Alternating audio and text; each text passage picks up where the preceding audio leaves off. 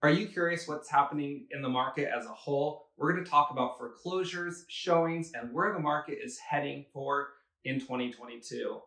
I'm Garrett Stewart, and it's time to take a look at what's happening in the market. Let's take a look.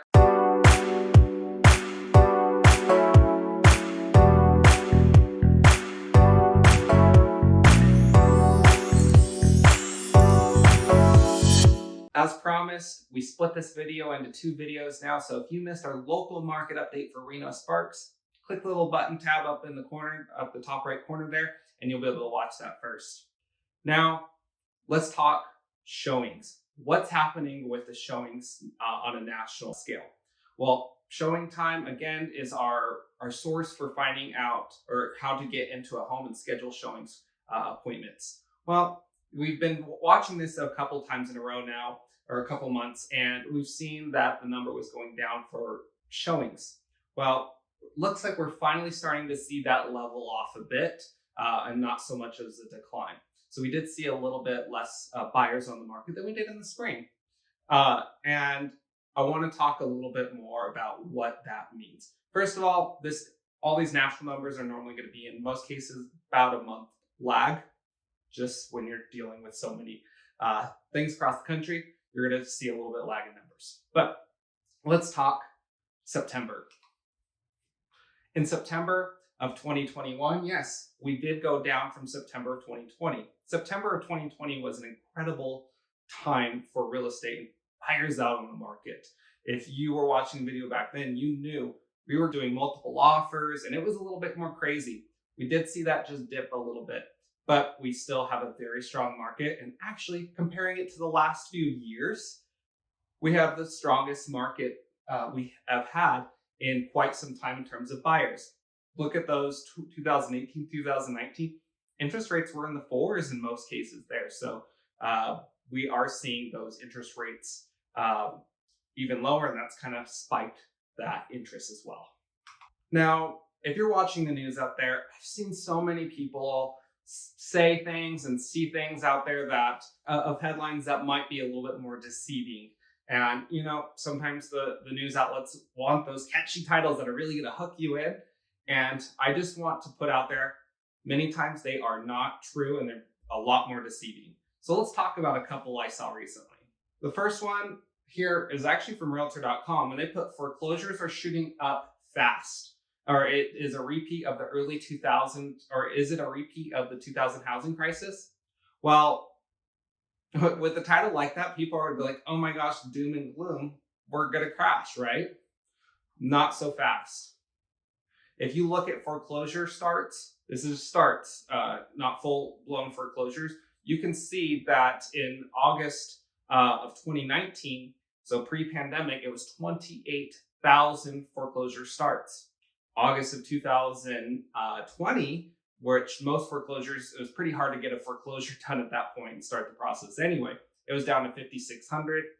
And in August of this year, it was only 8,300. So literally less than 3,000 foreclosure jump up. So comparatively, 8,300 versus 28,000, 20,000 foreclosure difference.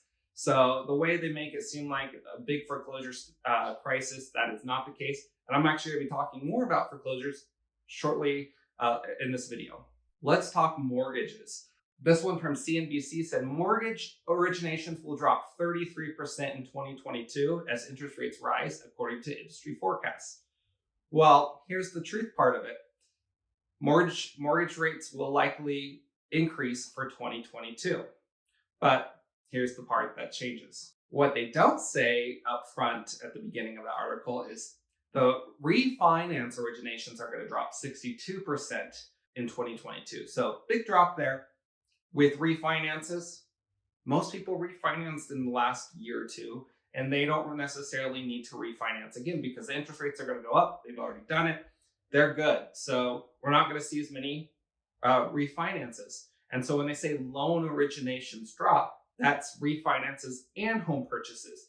So if you look at the second line there, mortgage originations for the purpose of buying a home are forecast to increase or rise 9% to a record trillion in 2022. So incredible. We're going to see originations actually go up, not down. Let's talk a little bit more on forecast for 2022. This is going to be a teaser. You're going to see an upcoming video all about what's expected in 2022. But we'll give you a teaser now. First things first, prices. Where are they going? All these forecasters, you can see their names at the bottom here. They're all forecasting an increase in home prices. And the average is out right around 5.1%. Taking a look at home sales. So not only are prices going to go up, we're forecasting sales to go up as well, or stay pretty close to the same or are slightly up. All the big players forecasting we're going to stay about the same, or look at the Mortgage Bankers Association are saying it's going to jump up from 6.9 million to 7.5 million in 2022. Now, if you take a look at the 2020, you can see we outpaced that for 2021, and looks like they're forecasting us to outpace it for 2022. And for the most part, 2022 is a strong year in real estate. If you take out March and April, I talked about interest rates a little bit ago, and that they're going to forecast to go up. Well, here's those forecasts: 3.2%, 3.4%. So all the way up to 3.6% by the end of Q3 of next year.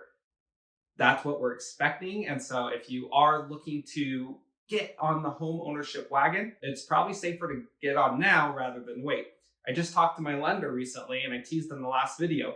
So the Federal Reserve just announced that they're not going to be buying any more backed mortgages in June of next year, 2022. Now, what does that mean?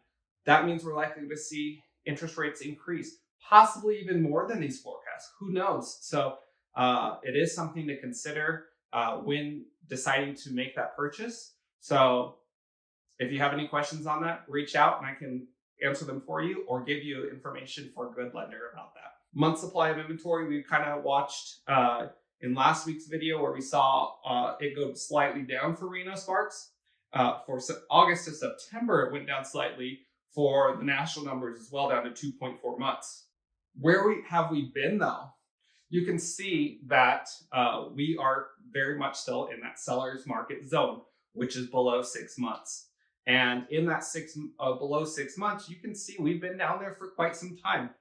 You can see that up in the red as we approached it in the crash in 2006, 2007, leading up to, look at what that month supply of inventory was leading up to 2006. They were spiking pretty quickly. We aren't seeing that. So I hear a lot of people wondering what's going to happen in the market. Is this a bubble? Is it going to pop?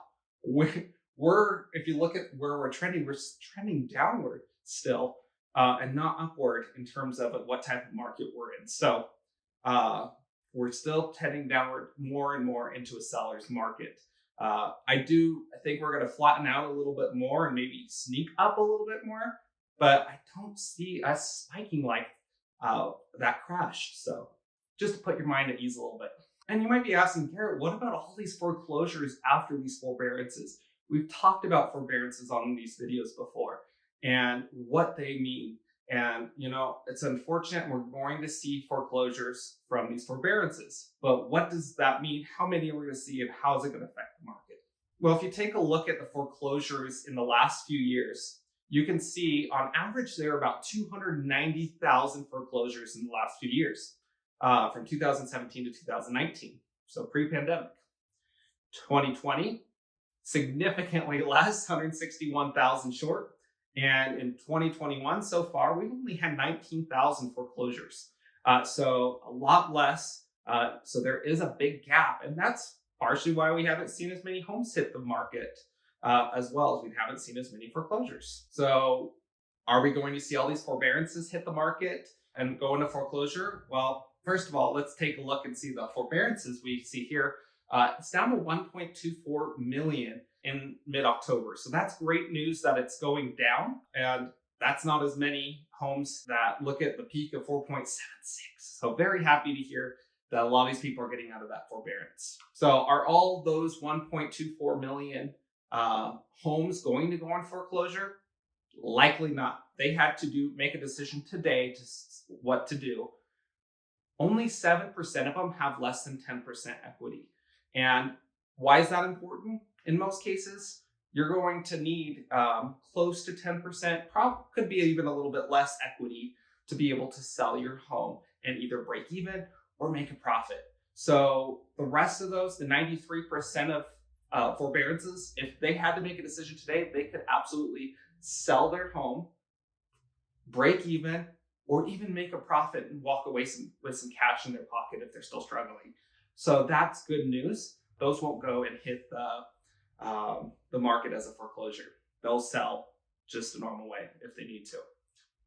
Now, the potential loans going to foreclosure then, if you just take a look at that, it's only 86,800 homes total on there. So if you add that in with the 19,500 homes that have foreclosed so far this year, it's only 106,000 homes. You compare that with, again, the previous years, that's still a huge difference than the previous years. So we don't anticipate a foreclosure crisis here in our market. So that's good news out there. Now, I hope you guys like this format. If you did, please comment below. Let me know what you think of having this split into 2 videos and let me go in depth a little bit more. If you got questions about the real estate market or anything on these slides, you can comment below as well. Or hey, shoot me a text or call me. My information's in the description box below. You can subscribe to me right over here or watch my other videos over here, including last week's market update for Reno Sparks. If you're looking for a good real estate agent here in the area, please give me a call. I'd love to help. Thanks for watching. Have a great month.